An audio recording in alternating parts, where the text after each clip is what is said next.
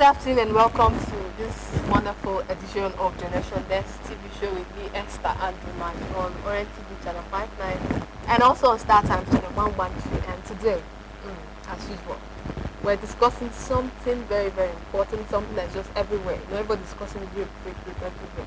You know, people are just getting on with this crime, and it's as though nothing serious is happening to them. And I have wonderful guests in the studio today with me to do justice to this topic and talk of practical ways to solve this issue. Let me start with ladies first. What is the lady? I'll tell you why I brought her today. Good afternoon, ma. Good afternoon. You're welcome. Thank you. Can we get to know you? Yeah, I think Nma Olebara is my name. A grandmother. Yeah. So I'm not a youth. but what do you do? Let's tell us what you do. I retired as a principal, one of the state schools in the state. I'm a guidance counselor. I'm a motivational speaker. I'm a public commentator, and I'm an author of many books. Wow. I'll tell you about it. Don't worry. So I have a young gentleman and he's a boy. You're wondering, you want to see a greyhound? To meet my wonderful guests. Welcome to the program. Good afternoon, sir. Thank you. Ma. Okay, so can we get to know you and what you do? Yeah, my name is Emelumba barrister. Emelumba. I'm a lawyer, and I'm into litigation proper, and currently working here in a way. And I'm into also activism, and today I'm also coming as a representative of JBH. What's JBH? JBH is Justice Before Hashtag. It's an organization that has come to stand against rape. It's an organization that has come to offer solutions, practical solutions like you mentioned earlier. Okay, to rape issues. Now I will get to that. So let's go. I told you, let me tell you why I brought her, you understand. You know, we live in society whereby it's as if our own generation and the next one to come, like we've lost this grip on morality, you understand. And if you check the pedigrees of those conducting the rape or doing the rape, committing the rape crime, they are young people. So who is to be held responsible? Is it that the parents failed but before then? That's why I brought her on this show today, because she's a public commentator on issues. But when you hear rape, what comes to your mind? What's rape? Well, it's not about love. It's about power. To intimidate. To force someone. To make somebody or a lady, it could be the other way around too, to go contrary to her wish, his wish, to get knowledge, carnal knowledge of someone without her consent or even his consent too, because it's a two-way sword. It could be this way, it could be that way. Okay. Now to the lawyer, when you hear the word rape, what comes to your mind? What is it? Well, the truth of the matter is rape. First of all, I think rape is basically just having sex without someone's consent. Now, I don't want to say rape is a man having sex without a man's consent, because rape is different. So rape to me, when I hear rape, the first thing that comes to my mind is absence of consent.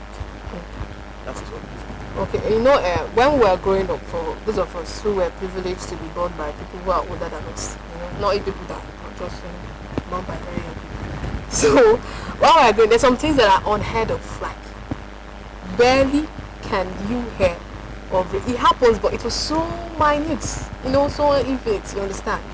And now we keep seeing young people. In fact, the horrible part of it all is that some people are so bold. See someone wearing suits, young guy, on social media supporting rape. Please, how did we get to this? I'm asking. That's why I brought you, because I don't know how we came to this point. So I'm asking, how did we get to this thing that we're in? In fact, it has become a daily occurrence. Every day we keep hearing this news. When you open the newspaper pages, right? If you listen to news TV, social media, everywhere is rape. If it is not that a father raped a daughter, it is that a boss raped a staff. If it is not that, if it is that a lecturer raped a student, or or even a minor, that's the one that breaks my heart. When you hear minor, little babies, pedophiles, people being raped on a daily basis, and you begin to wonder, what is wrong? How did we degenerate to this level? What is exactly, where are we heading to? Where are the mothers and the fathers? Where are the religious organizations? What are they doing to uproot this evil? Because it's becoming embarrassing, most embarrassing to everybody, because it has not been so.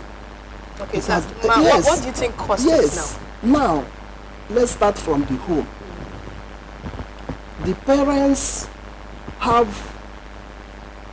much of the blame in this case, because let me start with the fathers. Some of them are so money conscious that they abandon the home. Before the children will wake up, they are already out, and by the time they come back, the children have already slept. They have left everything to the mother. And you see, we mothers, some of us over pamper our children, and by the time we realize it, these children have become cultists, rapists, kidnappers, all sorts of crimes, all these children, because we have not taken time to to face the reality on the ground, the role as a parent of giving adequate training to these children. The Bible tells us to train a child in the way he should go, and when he is old, he will not depart from it. When we were growing up, our parents will wake us up very early in the morning by 5. Everybody must gather. All my siblings, who are you not to come out for morning devotion? We will go through the Bible, we read the Bible, we pray. The sermon is on a daily basis then. And even as I'm growing, when I was growing up, when I got married newly, I carried that same system to my husband's place. My children started growing, and they started seeing how they were being trained. And now two of them are married. Two of them are already married with children, and they have also started to their children. They passed to their children. They started praying, bringing the children in the morning to say their prayers. The family that prays together stays together. But when these children are left to wander without parents, you know what it means. They will learn those things from their peers. They will read from because there's nothing you will not find from the phone. They will read, they will practice what they have seen. Just look at small boys getting involved, when the Bible has told us to flee from fornication. Sex is for the married. It's not for boys and girls. Now we're not talking about the fornication part of it now, because that yes. You have to drive it, but I think that one is another preaching for another day, because they don't even like buying it. I just think they buy it. Amen. Which is they should buy it because that's what the Bible told us to do. Yes. Abstinence, yes. You abstain. Yes. Okay, now for you, what do you think is causing it? Because you are in my own generation, so you know. So why is it that what's causing it? Well, not to take away from what our mother has said here. First of all, I want to say that though it may seem that there is a semblance of moral decadence now, rape is an issue that has always existed, even in her generation, even in the generation before her generation. But it was minute now. But not the problem. It might not have been it might not have been as much as it was now. But we have to understand that as at then there was no interconnectivity. The internet has brought interconnectivity between different worlds. Now you can stay here and hear that somebody about somebody. You are telling somebody in Benin raped somebody. Well, in her generation, she couldn't hear about those things, so it seemed minute to them because they were always thinking about their own their immediate geographical area. But now the interconnectivity has shown that the interconnectivity is making it seem as if this thing is occurring more and more on a daily basis. But I want to tell you that this issue of rape has always existed, and if not as much, but almost as much as it was in her generation as it is now. It's just that we are. I don't want to buy that. I don't want to buy that. I don't. I think we are in this internet age. It makes everything look. We get information at the tip of a finger, so it makes it seem as if this thing is.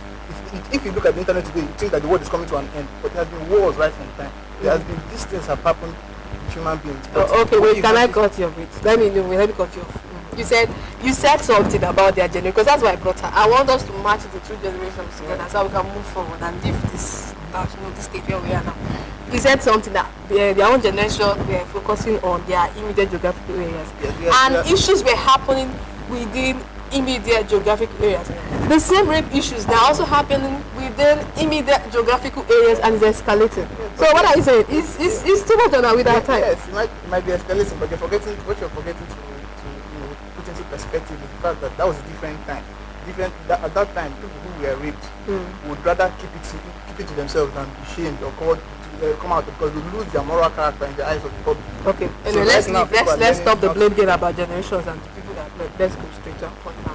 What is the cause of rape in your own generation that you think nothing so bad is happening? So what's causing it? Well, with the cause of rape, well, a lot of things come to play when you say what's causing rape. First of all, it is the issue of entitlement. Some people, individual entitlement, people feel entitled to other people's body. They feel, she said something about dominance. People feel, some men feel dominant. Some men feel that they shouldn't be refused. Some men feel that they are above you, so you can't tell them no. So then some people feel something. Then there's also the aspect of the bankruptcy of character. You have no moral character. You don't have anything because, like I said, there are some family institutions. I do agree with her that the family is the primary social institution that has a part to play in morals and even anything as a human being. So yes, some families feel that their children, by not instituting the required morals or the required standards they need to grow up, but not to stand in all this. It doesn't matter what cost, it's still wrong to do it. So there is no justice. Is there any justification? There is no justification for it. So it doesn't matter whether it's family, whether it's their entitlement issues, or whether it's their dominance issue. It's just wrong, and it's something that all of us have come to understand and realize in this generation. And that's what we are trying to stop. Okay, no, it's all wrong. Like wrong. Now for those of you that are crying, she's not dressed well. It's your business. Okay, sure. Okay, but I want to get to you and talk about that. Is there any justification whatsoever? Whether the person is indecently dressed or is there any justification? There's no justification whatsoever. One, to be tempted or even contemplate raping somebody. Some said she dressed improperly, she indecently and all that. There's no reason. You need to have self-control, even if you are seeing somebody who is naked. It's not your business. Go your way. Why can't you resist temptation? Yes. Christ was tempted how many times? 3 times, and he resisted. It's because they lack morals. They lack fear of God. They don't have fear of God in them. That's why when they see that they are carried away by their emotion. They are simply carried away. But when you see somebody who is moved by the Spirit, even if somebody is naked, you just remove his eyes and move on. But some of them, hey, what did you see? Have you seen what you've not seen before in your life? Or did you see a kechomo? Oh my God, Jesus, is so funny.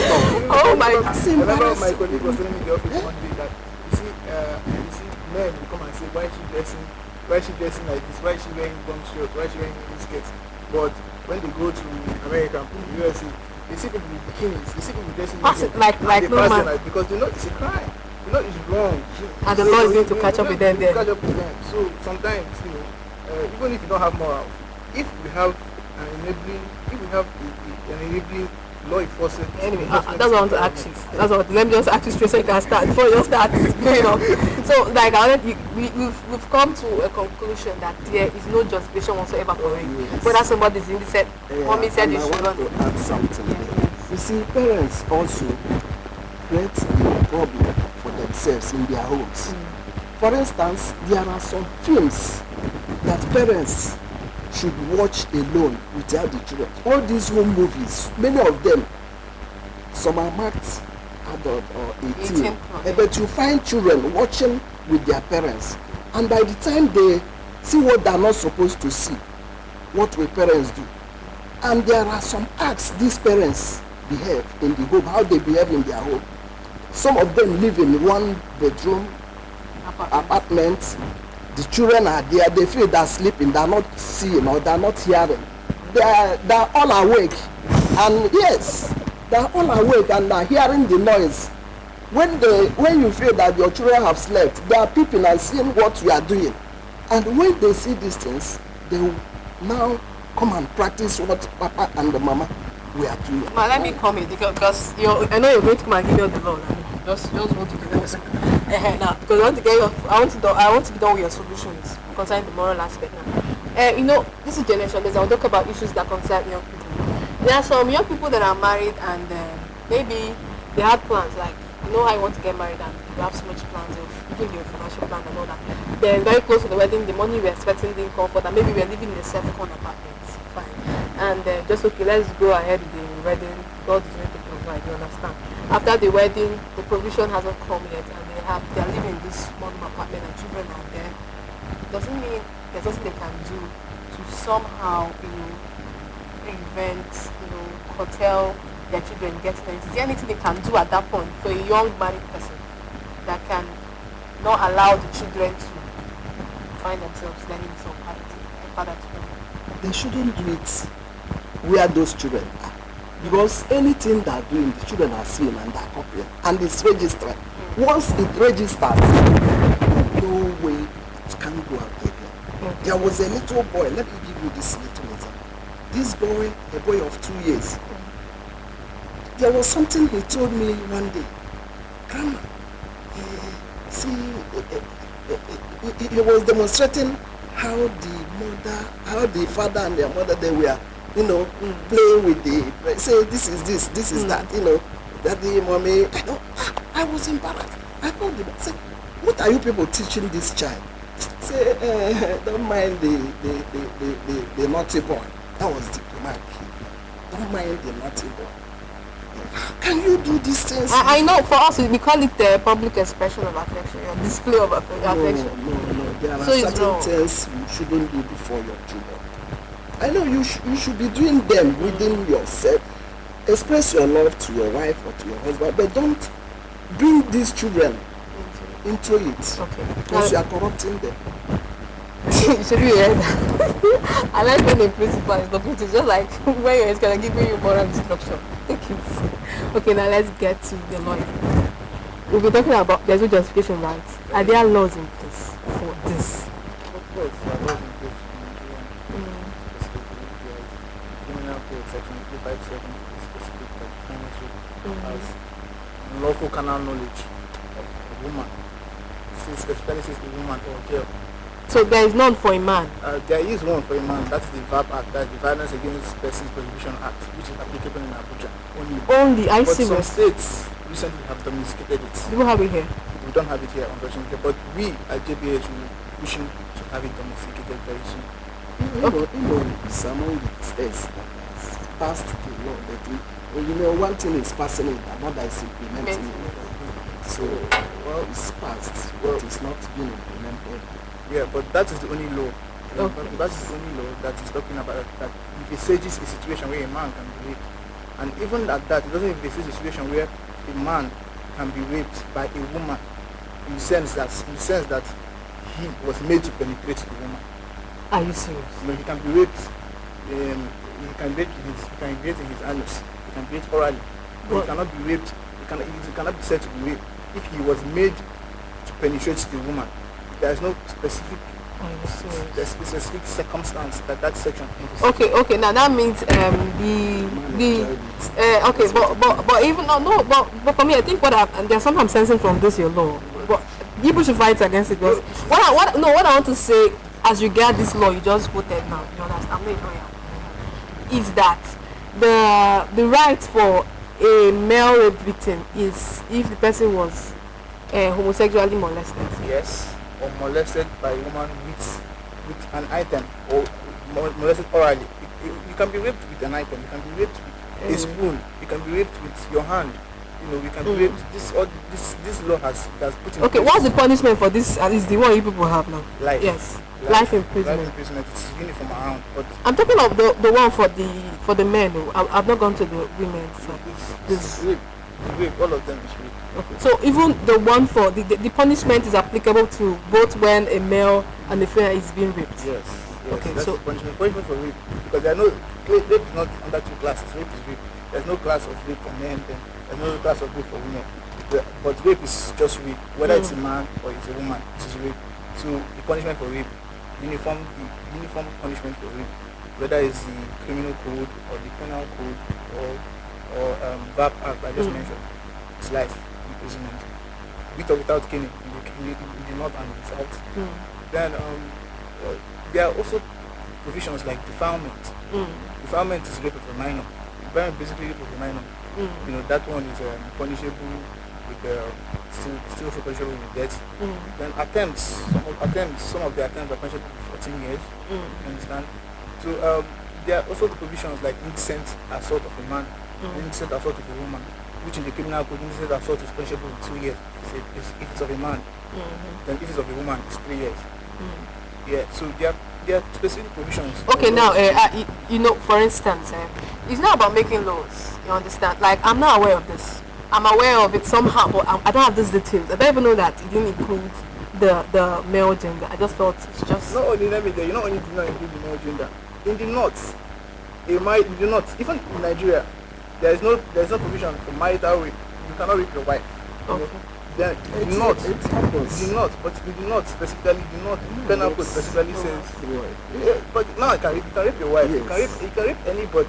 You know, it doesn't matter whether you're married. It doesn't matter whether you are in a relationship. You can rape anybody. Okay, now, so what is you're a member of JBH. Justice, because it's as if the fight for rape is on, because we're almost running out of time. Before I get to our mommy to give you the solution she has, let me finish the legal angle now. Everybody stands against rape on Facebook and Instagram, and it ends with their stance, and they have what I stand against rape. Yes. So what are people doing differently, and how can people, you know? That's what we are doing differently. Exactly because of this thing that you said. That's the reason for the genesis of our organization. So this social media, everybody fighting on social media, and nothing happening apart from just saying it, apart from the trend. That's why it's called justice beyond hashtag. So when we have put in lawyers in place, specific places, you can contact lawyers. You can contact. We are on social media. We're on Instagram, justice beyond hashtag. At justice beyond hashtag, that's Instagram. We're on Facebook, justice beyond hashtag. Then we are also on Twitter at justice beyond hashtag. So what kind of service do people give to rape victims so that they're watching you? If you know anybody that is a rape victim, what we do is if you're a rape victim, you contact us. We have numbers that you can contact. Our email is justice beyond hashtag at gmail.com. Justice beyond hashtags at gmail.com. That's our email. You can send an email. You can send an email if you're a rape victim or you know somebody that's a rape victim. The lawyers that are in that location, like I'm a lawyer, I'm in this location, we will come and we will meet you. You talk to us and we try to ensure that the matter is prosecuted. Do they pay? Is there a fee? No, there's no fee. What we're trying to do. We're trying to dismiss the system, and by that we have to make sacrifices. And yes, we'll do that ourselves. There's no fee. Feel free. The victims should feel free. Come out, tell your story. The shame is not on the rape survivors, not victims, because they are survivors. The shame is not on them. The shame is on the rapists. The shame should be on the rapists. So feel free. Yes, we also do counseling. So you can come. We do counseling. And we're also trying to, like I said, make some legislatures, state and federal, amend some laws against sexual violence, so that you can come to terms with the reality of the Nigerian situation as we come to it. Yes. Okay, before I get back to you for your final words, can you just help us offer some practical solutions to this rape issue, at least from the non-legal point of view? Yeah, in fact, rape is a crime. Whether the person committing it is a friend or a family member or relation. Every woman is entitled to the dignity of her person, and none deserves the degrading treatment rape symbolizes. So I have an NGO, Nma Olebara and her Women Concerns Initiatives. Next week, by Wednesday next week, in fact, some women, all of us will be gathering at Imo House of Assembly to express our displeasure over what is happening now as regards this rape issue. So, in fact, parents should live up to their responsibilities. Everybody should be awake. Everybody, the parents, the father, the mother, the relation, the church.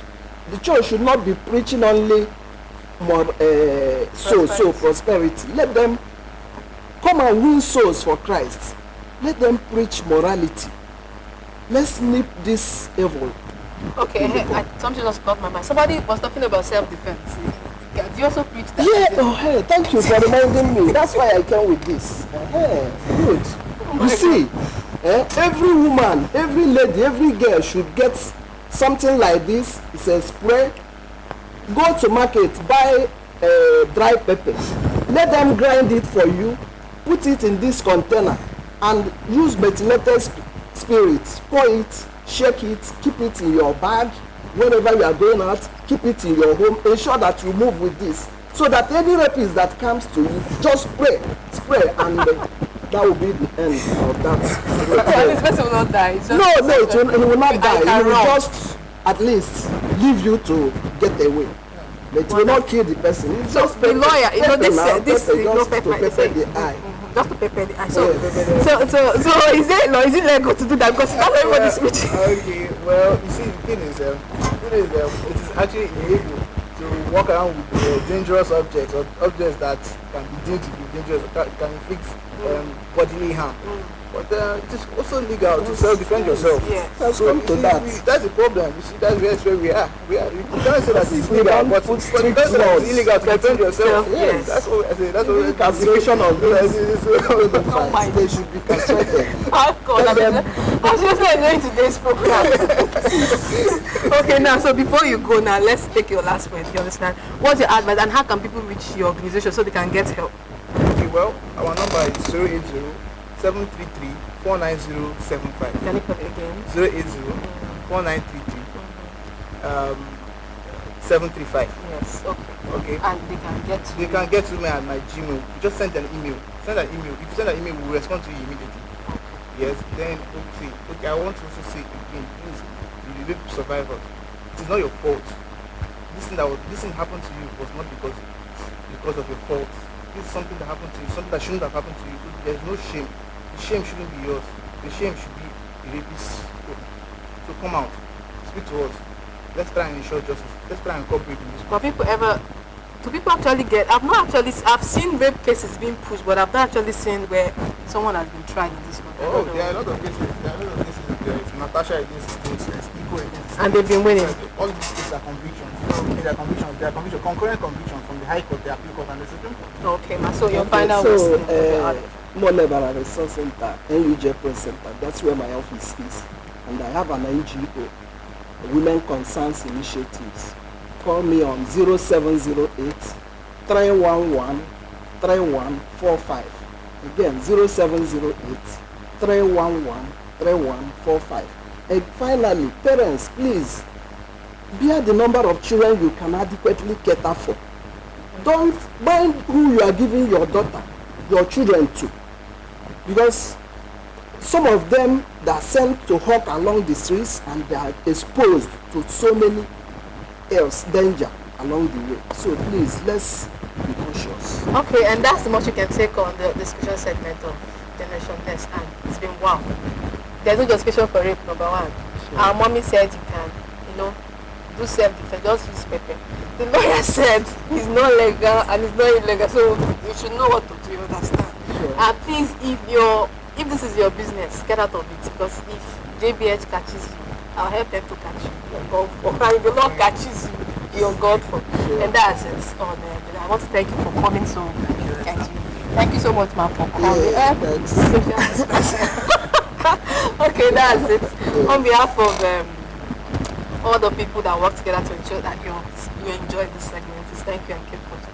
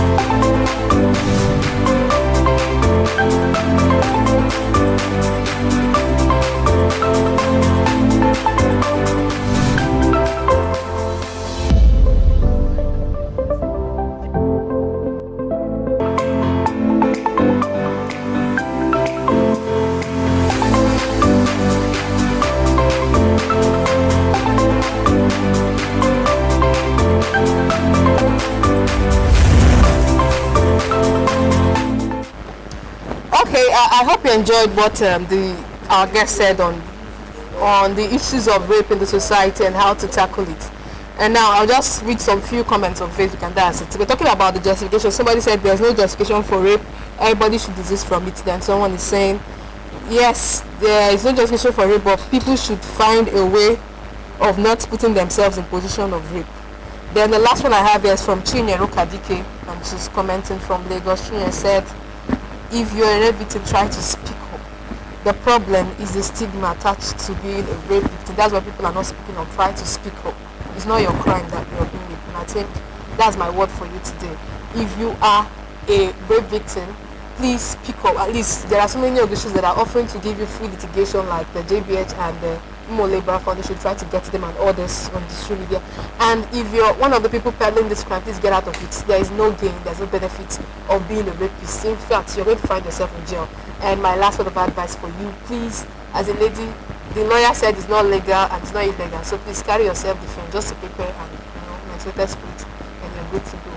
I'm so glad to know you're watching me. On behalf of all the wonderful people that work so hard to ensure that this program is successful today. My name is ESTHER and NMAJU. I'm thanking you, and I'm hoping to see you same time, same session next Friday. Bye bye.